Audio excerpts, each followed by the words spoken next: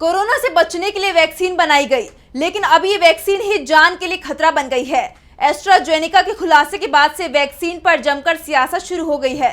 Vaccine की गुणवत्ता को लेकर मोदी सरकार सवालों से घिर गई है।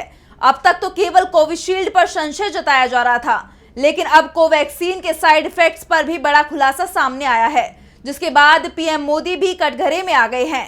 तो क्या है पूरा मामला, देखिए इस रिपोर्ट में। कोरोना वैक्सीन को लेकर विवाद बढ़ता ही जा रहा है। एस्ट्राजेनेका के खुलासे से अब तक कोविशील्ड पर सवाल उठ रहे थे, लेकिन अब इस सूची में कोवैक्सीन का भी नाम शामिल हो गया है। हाल ही में साइंस जर्नल स्प्रिंगर लिंक में पब्लिश हुई एक रिसर्च में कोवैक्सीन के साइड इफेक्ट्स पर बड़ा खुलासा सामने आया है। भारत बायोटेक की बनाई हुई कोवैक्सीन से लोगों में सांस संबंधी इन्फेक्शन, ब्लड क्लॉटिंग और स्किन से जुड़ी बीमारियां पाई गई। बनारस हिंदू यूनिवर्सिटी BHU में ऐसे लोगों पर रिसर्च की गई जिन्होंने कोवैक्सीन के डोज लिए थे और लगभग 1/3 लोगों में ये साइड इफेक्ट्स पाए गए।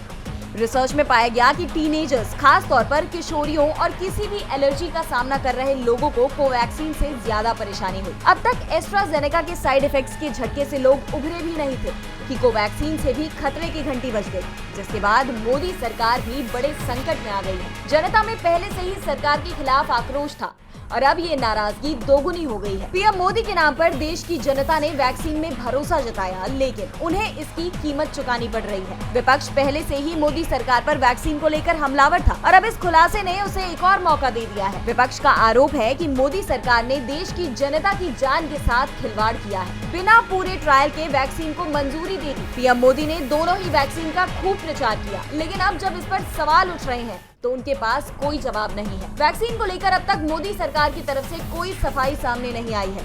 विपक्ष ने पीएम की चुप्पी पर भी सवाल उठाए हैं, लेकिन अब कोवैक्सीन पर इस खुलासे के बाद मोदी सरकार की चुप्पी ज्यादा दिन तक नहीं चल पाएगी। ऐसे में देखना ये होगा कि क्या जवाब देती है सरकार। DV लाइव की रिपोर्ट।